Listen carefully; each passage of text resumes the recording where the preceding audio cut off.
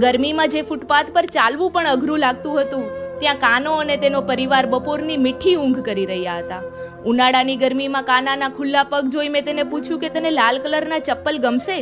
ત્યારે મારા હાથમાં ચપ્પલ જોઈ તેની આંખોમાં ખુશીની લહેરખી આવી ગઈ. મેં તેને પૂછ્યું, તને શું ભાવે? તેણે આઈસ્ક્રીમ કહ્યું અને નવા ચપ્પલ પહેરી મારો હાથ પકડી ચાલતો થયો. અમે લસ્સી શોપમાં ગયા, જ્યાં મોટા બધા કાચના દરવાજાની અંદર જવામાં તેને ખચકાટ થયો. ત્યાં એક સજ્જન વ્યક્તિએ તેને તરબૂચ આપી અંદર આવકાર્યો.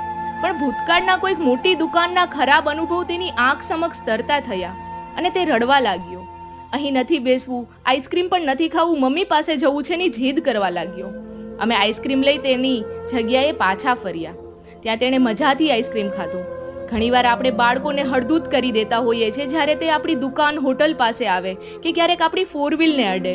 આવું વર્તન તેના મનમાં હંમેશા માટે ઘર કરી જાય છે.